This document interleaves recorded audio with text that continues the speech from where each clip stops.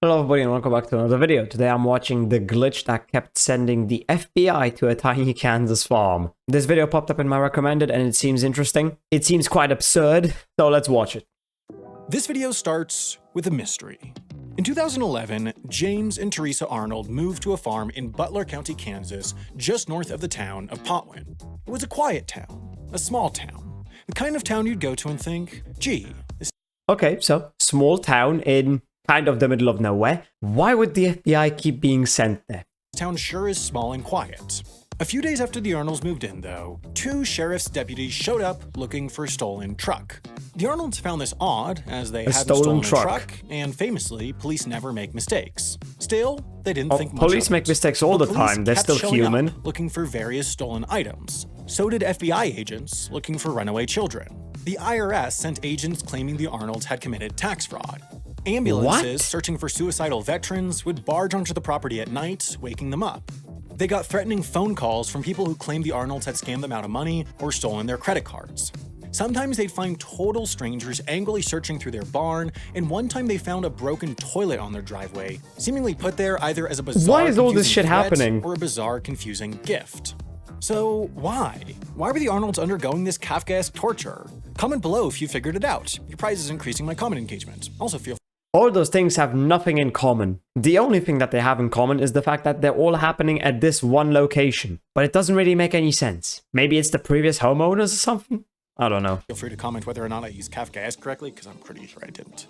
In order to understand the answer, we need to talk about MaxMind. Despite sounding like a PBS series about a kid whose superpower is math, MaxMind is actually a company that specializes in geolocating IP addresses. Over 5,000 companies, plus a slew of government agencies, use MaxMind to figure out where people are based on their IP addresses. IP addresses, if you don't know, are strings of numbers, or in some cases numbers and letters, that are unique to your computer. The same way a physical address allows your home to receive mail or Amazon packages, an IP address allows your device to receive email. Okay, I don't think he desperate needs to really Amazon explain what an attempts to IP make a address friends. is. The thing is, while IP addresses are really good at communicating where your device is within the internet, they aren't really designed to communicate where that device is physically.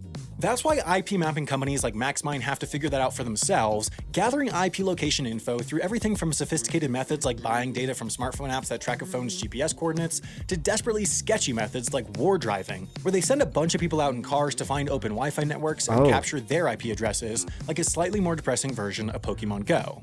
Then, people, companies, or agencies go to MaxMind's database and go, hey, where's this IP address? And MaxMind looks at all their data and goes, here, probably. The thing is, despite their best efforts... Okay, so this all makes sense so far, but why are all of these things that are not really connected to each other all being sent to this one place all the time? That still doesn't really make any sense. Sometimes MaxMind can't narrow the location down all that much. Maybe they can only figure out what city an IP address is in, but nothing more than that. Or maybe they just know it's somewhere in Texas. Or in some cases, all MaxMind knows is that the IP address is in the United States. So what do they do in that scenario? Well, the way MaxMind was designed, it still had to spit out coordinates. So to indicate all we know is it's in America, MaxMind decided to just send users coordinates that are in the center of America. Except not exactly, because the exact center of America has these long, that ugly one place so MaxMind is the changed it to the short, sexy coordinates, 38 degrees north, 97 degrees west. Normally, what you should do in a situation like this is make sure those coordinates are in the middle of a lake or something, so that it's clear to people you aren't actually trying to provide them with an actual exact location. But MaxMind, being a poor, naive, multi-million-dollar tech company, didn't think of that. And you'll never guess what just so happened to be on the exact coordinates they just didn't give a crap. North, 97 degrees west. The Arnold's farm. Well, actually, you probably did guess it was the Arnold's farm. It was pretty obvious from the build-up. It turned out there were over 600 million IP addresses that MaxMind showed as coming from the Arnold's home. So when the FBI was tracking the IP address of a kidnapper, or the IRS was tracking the IP address of a fraudster, or some sad, lonely man was trying to figure out what monster broke his brand new toilet, they would see that the IP address tracked to the Arnold's farm, and instead of realizing that it was MaxMind's way of saying, all we know is they're in America, they would assume that farm is where the IP address was actually coming from, and go there in the middle of the night to wake up the Arnolds to question/harass/provide unnecessary medical care to them.